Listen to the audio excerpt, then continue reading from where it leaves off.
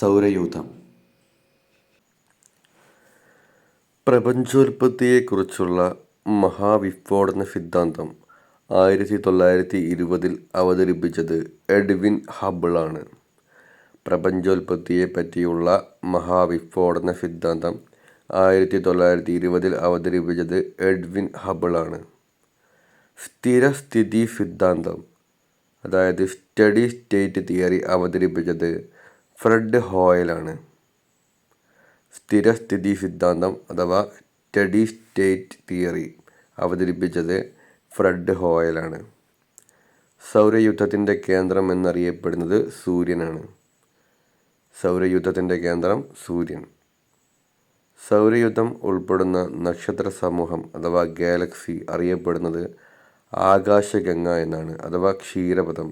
സൗരയൂഥം ഉൾപ്പെടുന്ന നക്ഷത്ര സമൂഹം അറിയപ്പെടുന്നത് ആകാശഗംഗ അഥവാ ക്ഷീരപഥം എന്നാണ്. സൗരയൂഥത്തിലെ ഗ്രഹങ്ങളുടെ എണ്ണം 8ആണ്. സൗരയൂഥത്തിലെ ഗ്രഹങ്ങളുടെ എണ്ണം 8ആണ്. സൗരയൂഥത്തിൻ്റെ കേന്ദ്രം സൂര്യനാണെന്ന സിദ്ധാന്തം ശാസ്ത്രീയമായി അവതരിപ്പിച്ച ആദ്യ ശാസ്ത്രജ്ഞനാണ് കോപ്പർനിക്കസ്. ഇദ്ദേഹം പോളണ്ടുകാരനാണ്. അപ്പോൾ പോളണ്ടുകാരനായ കോപ്പർനിക്കസാണ് സൗരയൂഥത്തിൻ്റെ കേന്ദ്രം സൂര്യനാണെന്ന സിദ്ധാന്തം ശാസ്ത്രീയമായി അവതരിപ്പിച്ച ആദ്യത്തെ ശാസ്ത്രജ്ഞൻ. സൂര്യന് പുറമെ സൗരയൂഥത്തിലെ മറ്റംഗങ്ങളാണ് ഗ്രഹങ്ങൾ, ഉപഗ്രഹങ്ങൾ, ക്ഷുദ്രഗ്രഹങ്ങൾ, ധൂമകേതുക്കൾ, പൊടിപടലങ്ങൾ, വാതകങ്ങൾ എന്നിവ. അപ്പോൾ സൂര്യന് പുറമെ സൗരയൂഥത്തിലെ മറ്റംഗങ്ങളാണ് ഗ്രഹങ്ങൾ, ഉപഗ്രഹങ്ങൾ, ക്ഷുദ്രഗ്രഹങ്ങൾ, ധൂമകേതുക്കൾ, പൊടിപടലങ്ങൾ, വാതകങ്ങൾ. സൂര്യനിൽ നിന്നുള്ള അകലത്തിൻ്റെ അടിസ്ഥാനത്തിൽ സൗരയൂഥത്തിലെ 8 ഗ്രഹങ്ങളാണ് ബുധൻ, ശുക്രൻ, ഭൂമി, ചൊവ്വ, വ്യാഴം, ശനി, യുറാനസ്, നെപ്റ്റ്യൂൺ. അപ്പോൾ സൂര്യനിൽ നിന്നുള്ള അകലത്തിൻ്റെ അടിസ്ഥാനത്തിൽ സൗരയൂഥത്തിലെ 8 ഗ്രഹങ്ങളെ അറേഞ്ച് ചെയ്ത് കഴിഞ്ഞാൽ ബുധൻ, ശുക്രൻ, ഭൂമി, ചൊവ്വ, വ്യാഴം, ശനി, യുറാനസ്, നെപ്റ്റ്യൂൺ, ഈ ഓർഡറിലാണ് വരിക. സൂര്യനോട് ഏറ്റവും അടുത്തുള്ള ഗ്രഹമാണ് ബുധൻ. സൂര്യനോട് ഏറ്റവും അടുത്ത ഗ്രഹം ബുധനാണ്. സൂര്യനിൽ നിന്നും ഏറ്റവും അകലെയുള്ള ഗ്രഹമാണ് നെപ്റ്റ്യൂൺ. അപ്പോൾ സൂര്യനിൽ നിന്ന് ഏറ്റവും അകലെയുള്ള ഗ്രഹമാണ് നെപ്റ്റ്യൂൺ. സൂര്യനോട് ഏറ്റവും അടുത്തുള്ള രണ്ടാമത്തെ ഗ്രഹമാണ് ശുക്രൻ. സൂര്യനോട് ഏറ്റവും അടുത്ത രണ്ടാമത്തെ ഗ്രഹമാണ് ശുക്രൻ. സൂര്യനിൽ നിന്നുള്ള അകലത്തിൽ മൂന്നാമത്തെ ഗ്രഹം ഭൂമിയാണ്. അപ്പോൾ ഭൂമിയാണ് സൂര്യനിൽ നിന്നുള്ള അകലത്തിൽ മൂന്നാമത്തുള്ള ഗ്രഹം. സൗരയൂഥത്തിലെ ഏറ്റവും വലിയ ഗ്രഹമാണ് വ്യാഴം. സൗരയൂഥത്തിലെ ഏറ്റവും വലിയ ഗ്രഹം വ്യാഴമാണ്. വലുപ്പത്തിൽ 2ാം സ്ഥാനത്തുള്ള ഗ്രഹം ശനിയാണ്. അപ്പോൾ ശനിക്കാണ് വലുപ്പത്തിൽ 2ാം സ്ഥാനമുള്ളത്. ഗ്രഹങ്ങൾക്കിടയിൽ വലുപ്പത്തിൽ ഭൂമിയുടെ സ്ഥാനം 5ാമതാണ്. അപ്പോൾ ഗ്രഹങ്ങൾക്കിടയിൽ വലുപ്പത്തിൽ ഭൂമിയുടെ സ്ഥാനം 5ആണ്. വലുപ്പം ഏറ്റവും കുറഞ്ഞ 2ാമത്തെ ഗ്രഹമാണ് ചൊവ്വ. വലുപ്പം ഏറ്റവും കുറഞ്ഞ 2ാമത്തെ ഗ്രഹം ചൊവ്വയാണ്. വലുപ്പം കൂടിയവയിൽ നിന്നും കുറഞ്ഞവയിലേക്ക് എന്നുള്ള ഗ്രഹങ്ങളുടെ ക്രമം എങ്ങനെയാണ്? വ്യാഴം, ശനി, യുറാനസ്, നെപ്റ്റ്യൂൺ, ഭൂമി, ശുക്രൻ, ചൊവ്വ, ബുധൻ എന്നിങ്ങനെയാണ് ഓർഡർ. അപ്പോൾ വലുപ്പം കൂടിയതിൽ നിന്നും കുറഞ്ഞതിലേക്ക് എന്നുള്ള ഓർഡറിൽ വായിക്കുകയാണെങ്കിൽ ആദ്യത്തെ ഗ്രഹം വ്യാഴമാണ്. ഏറ്റവും വലുപ്പം കൂടുതൽ വ്യാഴം. അത് കഴിഞ്ഞ് അതിൻ്റെ തൊട്ട് താഴെ ശനി, പിന്നെ യുറാനസ്, നെപ്റ്റ്യൂൺ, ഭൂമി, ശുക്രൻ, ചൊവ്വ, ബുധൻ. ഈ ഒരു ഓർഡറിലാണ് വലുപ്പം കൂടിയതിൽ നിന്ന് കുറഞ്ഞതിലേക്ക് ഗ്രഹങ്ങളുടെ അറേഞ്ച്മെൻറ്റ്. അടുത്ത ചോദ്യം, സൗരയൂഥത്തിലെ ചിഹ്നഗ്രഹ ബെൽറ്റ് സ്ഥിതി ചെയ്യുന്നത് വ്യാഴത്തിനും ചൊവ്വയ്ക്കും ഇടയിലാണ്. അപ്പം വ്യാഴത്തിനും ചൊവ്വയ്ക്കും ഇടയിലാണ് സൗരയൂഥത്തിലെ ചിഹ്നഗ്രഹ ബെൽറ്റ് സ്ഥിതി ചെയ്യുന്നത്. സൂര്യനും ചിഹ്നഗ്രഹ ബെൽറ്റിനും ഇടയ്ക്ക് സ്ഥിതി ചെയ്യുന്ന ഗ്രഹങ്ങളുടെ എണ്ണം 4ആണ്. അപ്പോൾ സൂര്യനും ചിഹ്നഗ്രഹ ബെൽറ്റിനും ഇടയ്ക്ക് സ്ഥിതി ചെയ്യുന്ന ഗ്രഹങ്ങളുടെ എണ്ണം 4ആണ്. സൂര്യനും ചിഹ്നഗ്രഹ ബെൽറ്റിനും ഇടയ്ക്ക് സ്ഥിതി ചെയ്യുന്ന 4 ഗ്രഹങ്ങളാണ് ബുധൻ, ശുക്രൻ, ഭൂമി, ചൊവ്വ. അപ്പോൾ ബുധൻ, ശുക്രൻ, ഭൂമി, ചൊവ്വ, ഇതാണ് സൂര്യനും ചിഹ്നഗ്രഹ ബെൽറ്റിനും ഇടയ്ക്ക് സ്ഥിതി ചെയ്യുന്ന 4 ഗ്രഹങ്ങൾ. അന്തർഗ്രഹങ്ങൾ എന്നറിയപ്പെടുന്നവയാണ് ബുധൻ, ശുക്രൻ, ഭൂമി, ചൊവ്വ. അപ്പോൾ അന്തർഗ്രഹങ്ങൾ എന്നറിയപ്പെടുന്നതാണ് ബുധൻ, ശുക്രൻ, ഭൂമി, ചൊവ്വ എന്നിവ. ഭൗമഗ്രഹങ്ങൾ എന്നും അറിയപ്പെടുന്നത് അന്തർഗ്രഹങ്ങളാണ്. ഈ പറയുന്ന ബുധൻ, ശുക്രൻ, ഭൂമി, ചൊവ്വ ഇത് അന്തർഗ്രഹങ്ങൾ എന്നറിയപ്പെടുന്നു. അപ്പോൾ ഭൗമഗ്രഹങ്ങൾ എന്നും അറിയപ്പെടുന്നത് അന്തർഗ്രഹങ്ങളാണ്. ബാഹ്യഗ്രഹങ്ങൾ എന്നറിയപ്പെടുന്നത് വ്യാഴം, ശനി, യുറാനസ്, നെപ്റ്റ്യൂൺ എന്നിവയാണ്. ബാഹ്യഗ്രഹങ്ങൾ എന്നറിയപ്പെടുന്നത് വ്യാഴം, ശനി, യുറാനസ്, നെപ്റ്റ്യൂൺ. ബാഹ്യഗ്രഹങ്ങൾ എന്നറിയപ്പെടുന്ന മറ്റൊരു പേരാണ് ജോവിയൻ ഗ്രഹങ്ങൾ. അപ്പം ബാഹ്യഗ്രഹങ്ങൾ അറിയപ്പെടുന്ന മറ്റൊരു പേരാണ് ജോവിയൻ ഗ്രഹങ്ങൾ. ശിലാനിർമ്മിതമായ ഗ്രഹങ്ങളാണ് അന്തർഗ്രഹങ്ങൾ. ശിലാനിർമ്മിതമായ ഗ്രഹങ്ങളാണ് അന്തർഗ്രഹങ്ങൾ. വാതക നിർമ്മിതമായ ഗ്രഹങ്ങളാണ് ബാഹ്യഗ്രഹങ്ങൾ. വാതക നിർമ്മിതമായ ഗ്രഹങ്ങളാണ് ബാഹ്യഗ്രഹങ്ങൾ. അടുത്തത് 25ലേറെ ഉപഗ്രഹങ്ങളുള്ള ഗ്രഹങ്ങളുടെ എണ്ണം 3 അപ്പോൾ 25ലേറെ ഉപഗ്രഹങ്ങളുള്ള 3 ഗ്രഹങ്ങളുണ്ട്. അപ്പോൾ 25ലേറെ ഉപഗ്രഹങ്ങളുള്ള 3 ഗ്രഹങ്ങളാണ് വ്യാഴം, ശനി, യുറാനസ്. വ്യാഴം, ശനി, യുറാനസ് ഈ 3 25ലേറെ ഉപഗ്രഹങ്ങളുണ്ട്. ഇനി നമുക്ക് ബുധനെ പറ്റി നോക്കാം. സൗരയൂഥത്തിലെ ഏറ്റവും ചെറുതും സൂര്യനോട് ഏറ്റവും ചേർന്നതുമായ ഗ്രഹമാണ് ബുധൻ. അപ്പോൾ സൗരയൂഥത്തിലെ ഏറ്റവും ചെറുതും സൂര്യനോട് ഏറ്റവും ചേർന്നതുമായ ഗ്രഹമാണ് ബുധൻ. അടുത്തത് ഗ്രഹങ്ങൾക്കിടയിൽ ഏറ്റവും ദീർഘവൃത്താകാരമായ ഭ്രമണപഥമുള്ളത് ബുധനാണ്. അപ്പോൾ ഗ്രഹങ്ങൾക്കിടയിൽ ഏറ്റവും ദീർഘവൃത്താകാരമായ ഭ്രമണപഥമുള്ളത് ബുധനാണ്. അച്ചുതണ്ടിൻ്റെ ചെരിവ് ഏറ്റവും കുറഞ്ഞ ഗ്രഹം ബുധനാണ്. അച്ചുതണ്ടിൻ്റെ ചെരിവ് ഏറ്റവും കുറഞ്ഞ ഗ്രഹമാണ് ബുധൻ. സൂര്യനെ ഒരു തവണ വലം വയ്ക്കാൻ ബുധന് വേണ്ട കാലയളവ് 88 ഭൗമദിനങ്ങളാണ്. സൂര്യനെ ഒരു തവണ വലം വയ്ക്കാൻ ബുധന് വേണ്ട കാലയളവ് 88 ഭൗമദിനങ്ങളാണ്. ഈ ബുധന് ഉപഗ്രഹങ്ങളില്ലാത്ത ഗ്രഹമാണ് ബുധൻ. പ്രഭാതത്തിലും സന്ധ്യാസമയത്തും മാത്രം നേരിട്ട് നിരീക്ഷിക്കാവുന്ന ഗ്രഹമാണ് ബുധൻ. അപ്പം പ്രഭാതത്തിലും സന്ധ്യാസമയത്തും മാത്രം നേരിട്ട് നിരീക്ഷിക്കാനാവുന്ന ഗ്രഹമാണ് ബുധൻ. ആദ്യമായി ബുധനെ നിരീക്ഷിച്ച ബഹിരാകാശ പേടകമാണ് മാരിനർ 10. അപ്പം മാരിനർ 10 ആണ് ആദ്യമായി ബുധനെ നിരീക്ഷിച്ച ബഹിരാകാശ പേടകം. മെസഞ്ചർ ബഹിരാകാശ പേടകം നിരീക്ഷണം നടത്തിയ ഗ്രഹമാണ് ബുധൻ. മെസഞ്ചർ എന്ന് പറയുന്ന ബഹിരാകാശ പേടകം നിരീക്ഷണം നടത്തിയ ഗ്രഹമാണ് ബുധൻ. കാമ്പിൽ ഇരുമ്പിൻ്റെ അംശം ഏറ്റവും കൂടിയ ഗ്രഹമാണ് ബുധൻ. അപ്പം ബുധൻ്റെ കാമ്പിൽ ഇരുമ്പിൻ്റെ അംശം ഏറ്റവും കൂടുതലായിരിക്കും. ദ സ്പൈഡർ എന്നറിയപ്പെടുന്ന ഗർത്തമുള്ള ഗ്രഹമാണ് ബുധൻ. അപ്പോൾ ബുധനിൽ ദ സ്പൈഡർ എന്ന പേരുള്ള ഒരു ഗർത്തമുണ്ട്. അപ്പം ദ സ്പൈഡർ എന്നറിയപ്പെടുന്ന ഗർത്തമുള്ള ഗ്രഹമാണ് ബുധൻ. അടുത്തത് ശുക്രനാണ്. ഭൂമിയോട് ഏറ്റവും ചേർന്നുള്ള ഗ്രഹമാണ് ശുക്രൻ. അപ്പോൾ ഭൂമിയോട് ഏറ്റവും ചേർന്നുള്ള ഗ്രഹമാണ് ശുക്രൻ. ഭൂമിയുടെ ഇരട്ട എന്നറിയപ്പെടുന്നത് ശുക്രനാണ്. ഭൂമിയുടെ ഇരട്ട എന്നറിയപ്പെടുന്ന ഗ്രഹമാണ് ശുക്രൻ. പ്രഭാത നക്ഷത്രം, സായാഹ്ന നക്ഷത്രം എന്നീ പേരുകളുള്ള ഗ്രഹമാണ് ശുക്രൻ. പ്രഭാത നക്ഷത്രം, സായാഹ്ന നക്ഷത്രം എന്നീ പേരുകളുള്ള ഗ്രഹമാണ് ശുക്രൻ. ഏറ്റവും ചൂട് കൂടിയ ഗ്രഹമാണ് ശുക്രൻ. അപ്പോൾ ശുക്രനിലാണ് ഏറ്റവും ചൂട് കൂടുതൽ. അപ്പോൾ ഏറ്റവും ചൂട് കൂടിയ ഗ്രഹം ശുക്രനാണ്. സൂര്യപ്രകാശത്തെ ഏറ്റവും കൂടുതൽ പ്രതിഫലിപ്പിക്കുന്ന ഗ്രഹമാണ് ശുക്രൻ. സൂര്യപ്രകാശത്തെ ഏറ്റവും കൂടുതൽ പ്രതിഫലിപ്പിക്കുന്ന ഗ്രഹമാണ് ശുക്രൻ. അടുത്തത് പ്രണയത്തിൻ്റെയും സൗന്ദര്യത്തിൻ്റെയും റോമൻ ദേവതയായ വീനസിൻ്റെ പേര് നൽകപ്പെട്ട ഗ്രഹമാണ് ശുക്രൻ. പ്രണയത്തിൻ്റെയും സൗന്ദര്യത്തിൻ്റെയും റോമൻ ദേവതയായ വീനസിൻ്റെ പേര് നൽകപ്പെട്ട ഗ്രഹമാണ് ശുക്രൻ. സൂര്യൻ പടിഞ്ഞാറ് ഉദിക്കുന്ന ഗ്രഹമാണ് ശുക്രൻ. സൂര്യൻ പടിഞ്ഞാറ് ഉദിക്കുന്ന ഗ്രഹമാണ് ശുക്രൻ. സൂര്യൻ കിഴക്ക് അസ്തമിക്കുന്ന ഗ്രഹം ശുക്രനാണ്. അപ്പം സൂര്യൻ പടിഞ്ഞാറ് ഉദിക്കുന്നു, അതുപോലെ സൂര്യൻ കിഴക്ക് അസ്തമിക്കുന്നു. ഇത് സംഭവിക്കുന്ന ഗ്രഹമാണ് ശുക്രൻ. അടുത്തത് ഭൂമിയുടേതിന് സമാനമായ വലിപ്പമുള്ള ഗ്രഹമാണ് ശുക്രൻ. അപ്പം ഭൂമിയുടേതിന് സമാനമായ വലിപ്പമുള്ള ഗ്രഹമാണ് ശുക്രൻ. ശുക്രൻ്റെ ഉപഗ്രഹങ്ങളുടെ എണ്ണം. ശുക്രന് ഉപഗ്രഹങ്ങളില്ല. സൾഫ്യൂരിക് ആസിഡിൻ്റെ മേഘപാളികളുള്ള ഗ്രഹമാണ് ശുക്രൻ. അപ്പോൾ സൾഫ്യൂരിക് ആസിഡിൻ്റെ മേഘപാളികളുള്ള ഗ്രഹമാണ് ശുക്രൻ. ശുക്രൻ്റെ അന്തരീക്ഷത്തിൽ കൂടുതലായി കാണപ്പെടുന്നത് കാർബൺ ഡൈ ഓക്സൈഡാണ്. ശുക്രൻ്റെ അന്തരീക്ഷത്തിൽ ഏറ്റവും കൂടുതൽ കാണപ്പെടുന്നത് കാർബൺ ഡൈ ഓക്സൈഡാണ്. വെനീറ പേടകങ്ങൾ പഠനം നടത്തിയ ഗ്രഹമാണ് ശുക്രൻ. വെനീറ പേടകങ്ങൾ പഠനം നടത്തിയ ഗ്രഹമാണ് ശുക്രൻ. വർഷത്തെക്കാളും ദിവസത്തിന് ദൈർഘ്യമുള്ള ഗ്രഹത്തിന് ഉദാഹരണമാണ് ശുക്രൻ. അപ്പോൾ വർഷത്തെക്കാളും ദിവസത്തിന് ദൈർഘ്യമുള്ള ഗ്രഹത്തിന് ഉദാഹരണമാണ് ശുക്രൻ. അടുത്തത് ചൊവ്വ. ചുവന്ന ഗ്രഹം, തുരുമ്പിച്ച ഗ്രഹം എന്നിങ്ങനെ അറിയപ്പെടുന്നത് ചൊവ്വയാണ്. അപ്പോൾ ചുവന്ന ഗ്രഹം, തുരുമ്പിച്ച ഗ്രഹം എന്നിങ്ങനെ അറിയപ്പെടുന്നത് ചൊവ്വയാണ്.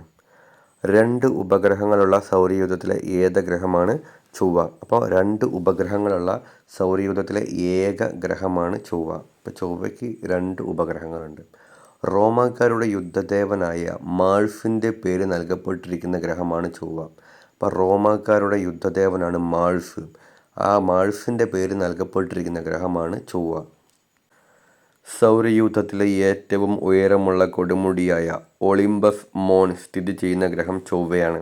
സൗരയൂഥത്തിലെ ഏറ്റവും ഉയരമുള്ള കൊടുമുടിയാണ് ഒളിമ്പസ് മോൺസ്. ഇത് സ്ഥിതി ചെയ്യുന്ന ഗ്രഹം ചൊവ്വയാണ്.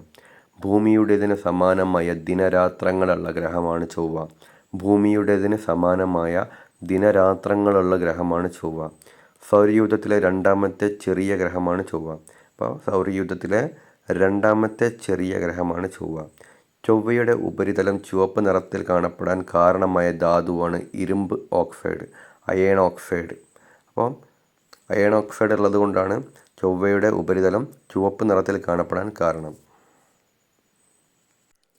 ചൊവ്വയിലെ ഏറ്റവും വലിയ ഗർത്തമാണ് വാലസ് മറൈനറീസ്. വാലസ് മറൈനറീസ് ആണ് ചൊവ്വയിലെ ഏറ്റവും വലിയ ഗർത്തം. ഭൂമിയുടേതിന് സമാനമായ ചാക്രിക കാലാവസ്ഥ മാറ്റമുള്ള ഗ്രഹമാണ് ചൊവ്വ. ഭൂമിയുടേതിന് സമാനമായ ചാക്രിക കാലാവസ്ഥ മാറ്റമുള്ള ഗ്രഹമാണ് ചൊവ്വ.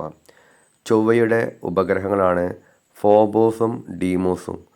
ചൊവ്വേൻ്റെ ഉപഗ്രഹങ്ങളാണ് ഫോബോസും ഡീമോസും.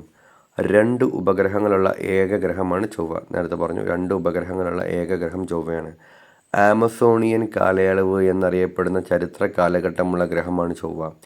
ആമസോണിയൻ കാലയളവ് എന്നറിയപ്പെടുന്ന ചരിത്ര കാലഘട്ടമുള്ള ഗ്രഹമാണ് ചൊവ്വ. ചൊവ്വയുടെ അന്തരീക്ഷത്തിലെ ഏറ്റവും കൂടുതലുള്ള ഘടകമാണ് കാർബൺ ഡൈ ഓക്സൈഡ്. ചൊവ്വേൻ്റെ അന്തരീക്ഷത്തിലെ ഏറ്റവും കൂടുതലുള്ള ഘടകമാണ് കാർബൺ ഡൈ ഓക്സൈഡ്. ഇന്ത്യയുടെ പ്രഥമ ചൊവ്വ പരിവേഷണ ദൗത്യമാണ് മംഗൾയാൻ. ഇന്ത്യയുടെ പ്രഥമ ചൊവ്വ പരിവേഷണ ദൗത്യമാണ് മംഗൾയാൻ. മംഗൾയാൻ വിക്ഷേപിച്ച വർഷം 2013 നവംബർ 5 മംഗൾയാൻ വിക്ഷേപിച്ച വർഷം 2013 നവംബർ 5 അടുത്തത് ശനി. സൗരയൂഥത്തിലെ രണ്ടാമത്തെ വലിയ ഗ്രഹമാണ് ശനി. സൗരയൂഥത്തിലെ രണ്ടാമത്തെ വലിയ ഗ്രഹം ശനിയാണ്. ആദ്യത്തേത് വ്യാഴം. ആകർഷകമായ വലയങ്ങളുള്ള ഗ്രഹമാണ് ശനി. അപ്പം ശനിക്ക് ആകർഷകമായ ഒരുപാട് വലയങ്ങളുണ്ട്. അപ്പോൾ ആകർഷകമായ വലയങ്ങളുള്ള ഗ്രഹമാണ് ശനി. സൗരയൂഥത്തിലെ രണ്ടാമത്തെ വലിയ ഉപഗ്രഹമായ ടൈറ്റൻ വലം വയ്ക്കുന്നത് ശനിയെയാണ്. അപ്പോൾ സൗരയൂഥത്തിലെ രണ്ടാമത്തെ വലിയ ഉപഗ്രഹമാണ് ടൈറ്റൻ. ഇത് വലം വയ്ക്കുന്നത് ശനിക്ക് ചുറ്റുമാണ്. ഭൂമിയുടെ അപരൻ എന്നറിയപ്പെടുന്ന ഉപഗ്രഹമാണ് ടൈറ്റൻ. ഭൂമിയുടെ അപരൻ എന്നറിയപ്പെടുന്ന ഉപഗ്രഹമാണ് ടൈറ്റൻ. ഭൂമിയുടെ അപരൻ എന്നറിയപ്പെടുന്ന ഉപഗ്രഹമാണ് ടൈറ്റൻ. ഗ്രീക്ക് പുരാണങ്ങളിലെ കഥാപാത്രങ്ങളുടെ പേരുകളുള്ള ഉപഗ്രഹങ്ങളുള്ള ഗ്രഹമാണ് ശനി. അപ്പോൾ ഗ്രീക്ക് പുരാണങ്ങളിലെ കഥാപാത്രങ്ങളുടെ പേരുകളുള്ള ഉപഗ്രഹങ്ങളുള്ള ഗ്രഹമാണ് ശനി. ശനിയുടെ പൂർണ്ണ വലയങ്ങളുടെ എണ്ണം 9. ശനിയുടെ പൂർണ്ണ വലയങ്ങളുടെ എണ്ണം 9. ഏറ്റവും സാന്ദ്രത കുറഞ്ഞ ഗ്രഹമാണ് ശനി. അപ്പം ശനിക്കാണ് ഏറ്റവും സാന്ദ്രത കുറവ്. സൗരയൂഥത്തിലെ ഗ്രഹങ്ങളിൽ ജലത്തേക്കാളും സാന്ദ്രത കുറഞ്ഞ ഏക ഗ്രഹമാണ് ശനി. അപ്പോൾ സൗരയൂഥത്തിലെ ഗ്രഹങ്ങളിൽ ജലത്തേക്കാളും സാന്ദ്രത കുറഞ്ഞ ഏക ഗ്രഹമാണ് ശനി. ശനിയുടെ അന്തരീക്ഷത്തിൽ കൂടുതലുള്ള വാതകം ഹൈഡ്രജനാണ്. ശനിയുടെ അന്തരീക്ഷത്തിൽ ഏറ്റവും കൂടുതലുള്ള വാതകമാണ് ഹൈഡ്രജൻ.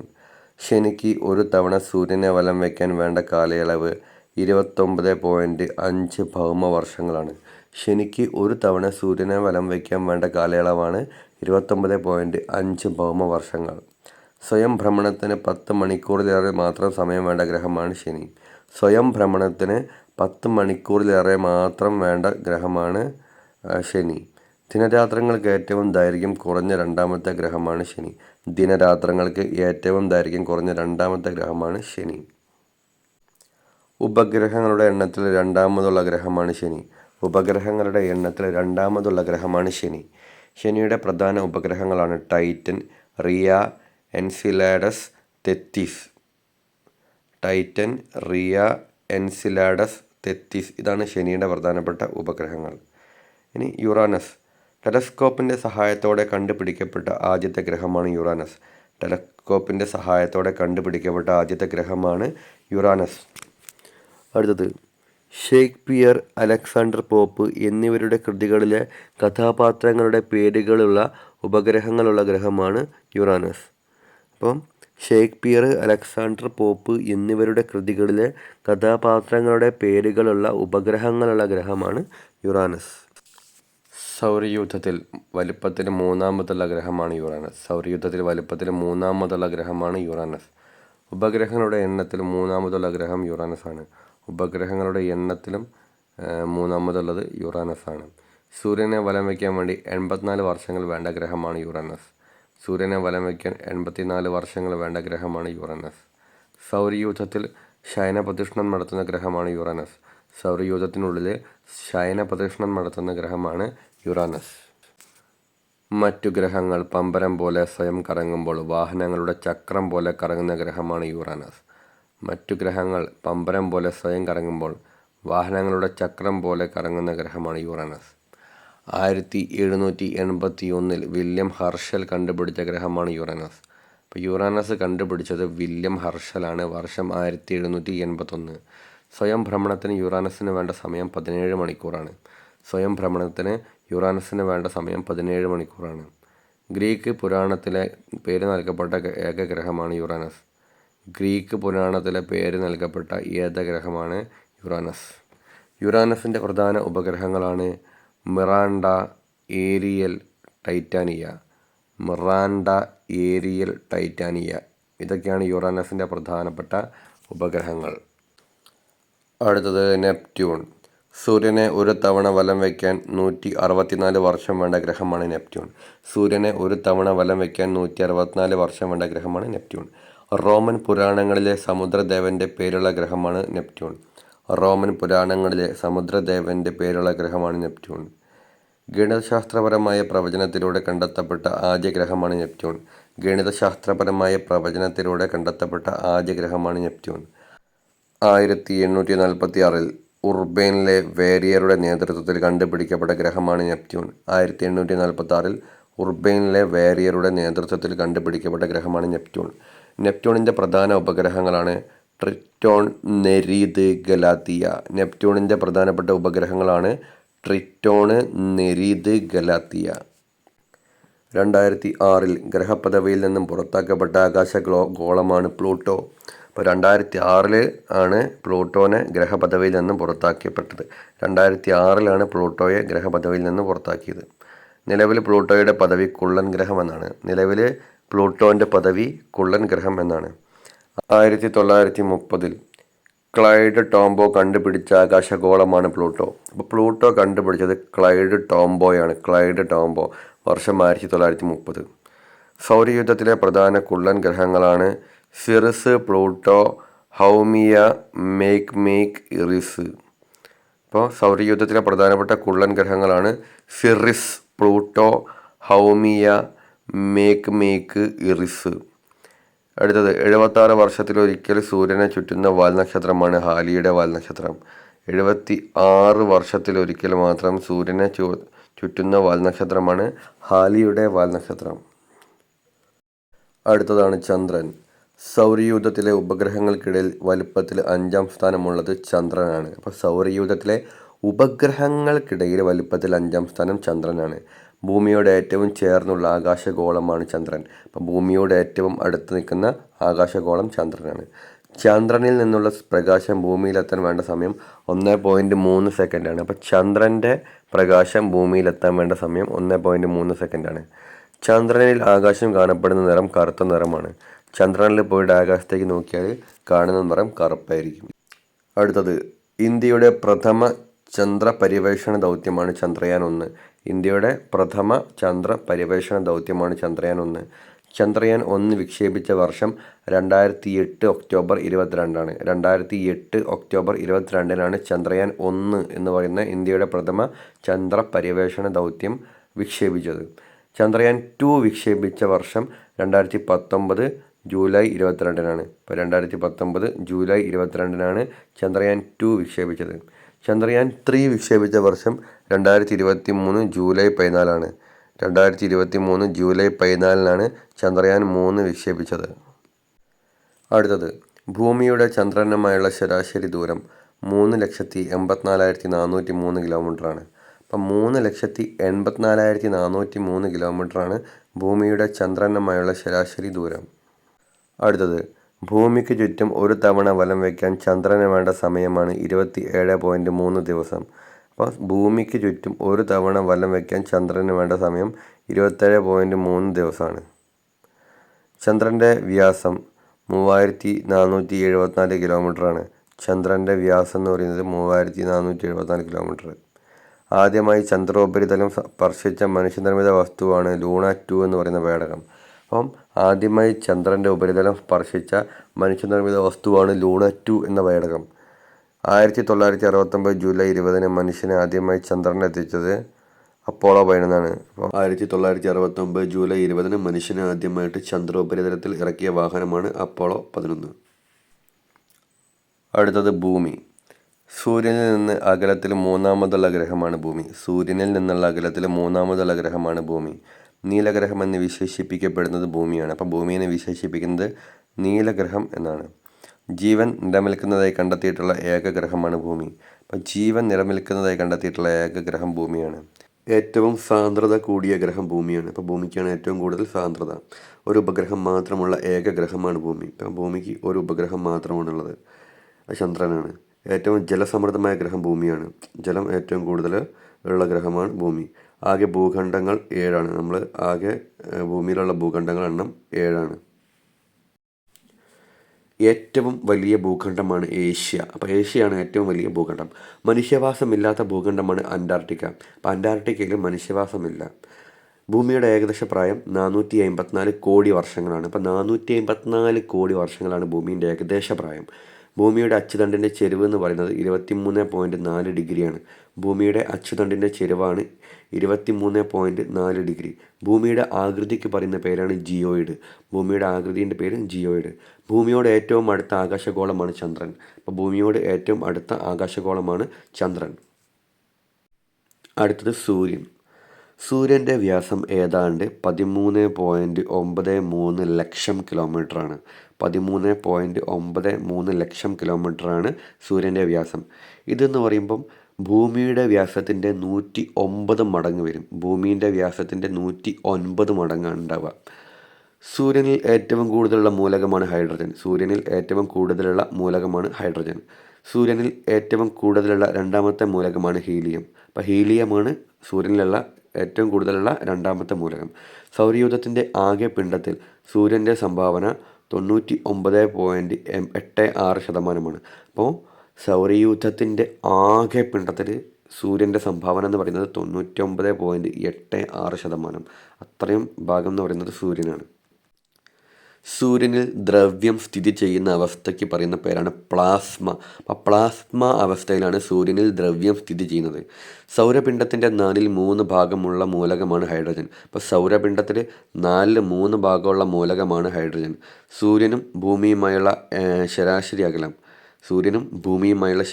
അകലം എന്ന് പറയുന്നത് ഏതാണ്ട് 15 കോടി കിലോമീറ്ററാണ്.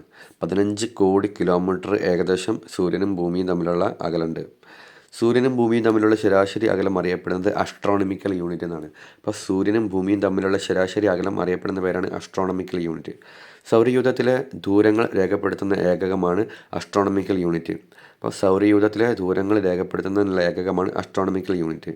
സൂര്യൻ്റെ ഉപരിതലത്തിലെ ശരാശരി താപനില 5505 ഡിഗ്രി സെൽഷ്യസാണ്. 5505 ഡിഗ്രി സെൽഷ്യസാണ് സൂര്യൻ്റെ ഉപരിതലത്തിലെ ശരാശരി താപനില.